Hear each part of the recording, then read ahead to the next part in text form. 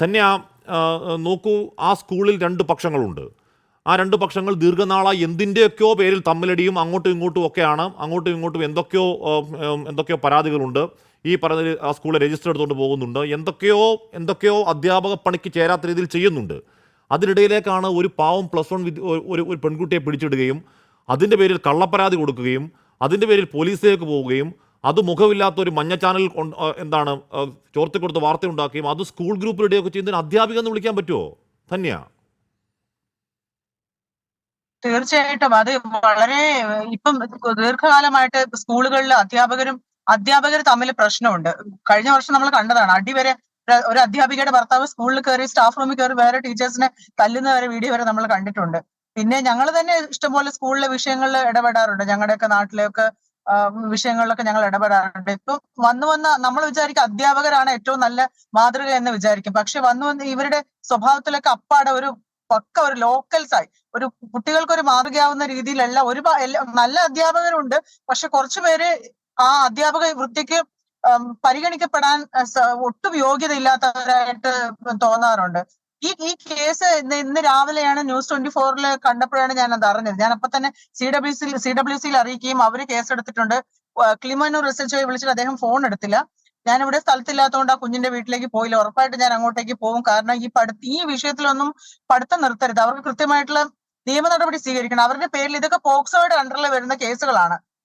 കേവലം +1 വിദ്യാർത്ഥിയുടെ പേരില് ഇതുപോലെ ഒരു അപവാദം നടത്തുകയാണ്. അതായത് ആ കുട്ടി പ്രസവിച്ചു എന്നൊക്കെ ഉള്ള രീതിയിലാണ് ഇവർ ഒന്ന് ഓർത്തു നോക്കിയ ഒരു കുഞ്ഞ് സ്കൂളിൽ പോകുന്ന ഒരു കുഞ്ഞിനെ കുറിച്ച് ഇല്ലാത്ത ഒരു അപവാദം പറയുമ്പോൾ എത്രമാത്രം മാനസിക ബുദ്ധിമുട്ടുണ്ടോ. എനിക്കൊന്ന് തീർത്തും സാമൂഹ്യ പശ്ചാത്തലം സാമ്പത്തികമൊന്നും ഇല്ലാത്ത വീട്ടിലെ ആൾക്കാർ അങ്ങനെ നോക്കിയിട്ടാണോ ഇനി ഈ ടീച്ചർ എന്താണ് ഈ കുട്ടിയൊക്കെ കാരണം ചോദിക്കാനും ഇല്ലാത്തവരാണ്. നോക്കൂ, ആ വീടിന്റെ സാഹചര്യമൊക്കെ അങ്ങേയറ്റം കഷ്ടമാണ്.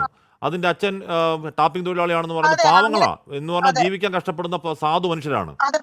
എന്ന് പറഞ്ഞാൽ ആ അവസ്ഥയിൽ ഒരു കുട്ടി 9ാം ക്ലാസ്സും 10ാം ക്ലാസ്സും പാസ്സായി അവള് ആ സ്കൂളിൽ തന്നെ അഡ്മിഷൻ നേടുന്നത് എന്ന് പറയുന്നത് എത്രത്തോളം സ്ട്രഗിൾ ആയിരിക്കും ഇതിനോടൊപ്പം ചെയ്യുക. ആ സ്ട്രഗിളിന്റെ മണ്ടയ്ക്കോട്ട് കത്തിവെക്കാവോ ഈ അധ്യാപിക എന്ന് പറയുന്ന സ്ത്രീ? അതെ, ഈ അധ്യാപികയ്ക്ക് ഒരു ലക്ഷ്യമുണ്ട്. കാരണം ഇതിപ്പോ വേറെ ഏതെങ്കിലും പിള്ളേരെ പറഞ്ഞ് ഇപ്പൊ അധ്യാപികയുടെ ഇപ്പൊ വീട് കയറി അടിച്ച് അവരെ അടി കൊടുക്കും, കേസാവും, വലിയ വിഷയം ഉണ്ടാക്കും. ചിലപ്പോൾ അവർക്ക് സമുദായ സംഘടനകൾ ഉണ്ടാവും. ഇതെല്ലാം വലിയ ഇഷ്യൂസ് ആവുന്നുണ്ട്. ഇതൊന്നും ഇല്ലാത്ത പശ്ചാത്തലം നോക്കിയാണ് ഈ അധ്യാപിക ഒരു കുട്ടിയെ തെരഞ്ഞെടുത്തത്. അതിന്റെ ആരോഗ്യ പ്രശ്നം കൊണ്ട് അത് വിട്ടു നിന്നപ്പോ ഇത് CWC ഇതെന്തായാലും കേസാക്കുമ്പോൾ അധ്യാപികയ്ക്ക് ഇതിന്ന് ഒരു കാരണവശാലും ഒരിക്കലും രക്ഷപ്പെടാൻ പറ്റത്തില്ല. അതുകൊണ്ടാണ് ഞാൻ CWCയെ തന്നെ ആദ്യം അറിയിച്ചത്. Chairperson Shaniba madam within 5 minutes നിങ്ങളുടെ റിപ്പോർട്ടറെ ബന്ധപ്പെട്ടു നമ്മൾ അവരുടെ ഡീറ്റെയിൽസ് എല്ലാം എടുത്തു. എനിക്ക് തോന്നുന്നു അടുത്ത നിയമ നടപടിയിലേക്ക് അവർ കടന്നിട്ടുണ്ടെന്നുള്ളതാണ്. അപ്പോ ഉറപ്പായിട്ട് അധ്യാപികയ്ക്ക് ഒരിക്കലും ഇതെല്ലാം അധ്യാപകർക്കുള്ള ഒരു താക്കീതും കൂടിയാണ്. കഴിഞ്ഞ ദിവസം നമ്മൾ കണ്ടതാണ് ഫോർട്ട് സ്കൂളില് പിന്നെ പോക്സോ കേസിലെ പ്രതി പോയിട്ട് ഒരു പ്രോഗ്രാമിൽ അറ്റൻഡ് ചെയ്യുവാണ്. അപ്പോ അവര് പൊതുവെ 18 വയസ്സിന് താഴെയുള്ള കുഞ്ഞുങ്ങളാണ്. അവരെ ഗൈഡ് ചെയ്യാൻ പറ്റിയ ആൾക്കാരല്ല അവരൊരിക്കലും. എന്നിട്ട് വീണ്ടും ഇന്ന് ആ വ്ളോഗർ മന്ത്രിയെ വെല്ലുവിളിക്കുന്നുണ്ട്. മന്ത്രിയെ പേടിച്ചിട്ടൊന്നും എനിക്ക് സ്കൂളിലെ പ്രോഗ്രാമിന് പോകാതിരിക്കാൻ പറ്റത്തില്ല, ഞാൻ വീണ്ടും പോകുന്നാണ് പറയുന്നത്. അപ്പൊ ഒരു പോക്സോ കേസിലെ പ്രതിക്ക് പോലും ഇത്രയും ധൈര്യമാണ്. അപ്പൊ കൃത്യമായിട്ട് ഈ അധ്യാപികക്കെതിരെ നിയമ നടപടി സ്വീകരിക്കണം. ഇത്തരത്തിലുള്ള വ്യാജ പ്രചരണങ്ങൾ ഇതൊന്നും അല്ല. വേറെ സ്കൂളുകളിൽ ഈ കുഞ്ഞുങ്ങള് സമാനമായിട്ടുള്ള ബുദ്ധിമുട്ട് അനുഭവിച്ച കുട്ടികളുണ്ട്. കാരണം ഹെഡ് മിസ്ട്രസ് ഒരു പട്ടികജാതി വിഭാഗത്തിലുള്ള ഒരു കുട്ടിയുടെ അച്ഛൻ മരിച്ചുപോയി. അപ്പം ഞങ്ങൾ അവൾക്ക് ഇപ്പൊ ഈ സ്റ്റുഡിയോയിലൊക്കെ പോയാൽ 350 രൂപയൊക്കെ നല്ല ഡ്രസ്സ് കിട്ടും. അപ്പൊ ഞങ്ങൾ തിരുവനന്തപുരത്ത് നിന്ന് അങ്ങോട്ടേക്ക് പോകുന്ന സമയത്ത് അവൾക്ക് ഇഷ്ടംപോലെ ഡ്രസ്സ് വാങ്ങിച്ചു കൊടുക്കും. ചെറിയ പൈസയല്ലേ ഉള്ളൂ.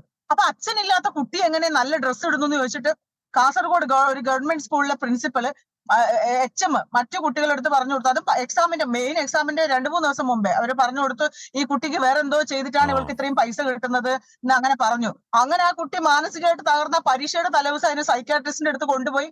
അവളെ SLC ഫുൾ A+ഓടുകൂടി പാസ്സായി. ഞാൻ അവളെ അവിടുന്ന് തിരുവനന്തപുരത്ത് കൊണ്ടുവന്ന് ഇവിടുത്തെ സ്കൂളിൽ ഇപ്പൊ പഠിപ്പിക്കുകയാണ്. ഇപ്പോഴും അവള് +1 കഴിഞ്ഞ് +1നും എല്ലാ വിഷയത്തിലും ഫുൾ A+ ആണ്. അപ്പൊ ഇതുപോലെ പഠിക്കുന്ന വിദ്യാർത്ഥികളെ, പിന്നോക്കം നിൽക്കുന്നവരെ, ചോദിക്കാനും പറയാനും ആളില്ലാത്തവര്, ഇവരെയൊക്കെ ടാർഗറ്റ് ചെയ്യുന്നത്, ഇവരെയൊക്കെ ഇത്തരത്തിലുള്ള സംഭവങ്ങളിലേക്ക് വലിച്ചിഴക്കപ്പെട്ടതും അതിദയനീയമാണ്, ഹീനമാണ്. ഇത് ഈ അധ്യാപിക ഇനി ഒരിക്കലും ഒരു അധ്യാപിക എന്ന് പറഞ്ഞിട്ട് ആ ഒരു സ്കൂളിലോ അവിടെ ഇരിക്കാൻ പാടില്ല. ഇനി ഒരാളെ പഠിപ്പിക്കാൻ യോഗ്യതയില്ലാത്തതാണ്. മാത്രമല്ല ഇത്തരം സ്കൂളുകളിൽ ശമ്പളവും മേടിച്ചിട്ട് ഇന്റേണൽ ഇഷ്യൂസ് ഉണ്ടാക്കി കുട്ടികളെയും പഠിപ്പിക്കാതെ വലിയ പ്രശ്നങ്ങൾ ഉണ്ടാക്കി നടക്കുന്ന അധ്യാപകരെ ഒരു ദാക്ഷിണ്യപ്പെടാതെ ഇവർ പണിയെടുക്കാനല്ല വരുന്നുണ്ടെങ്കിൽ ഇവരെ അങ്ങ് പുറത്താക്കിയേക്കാന്നുള്ളതാണ്.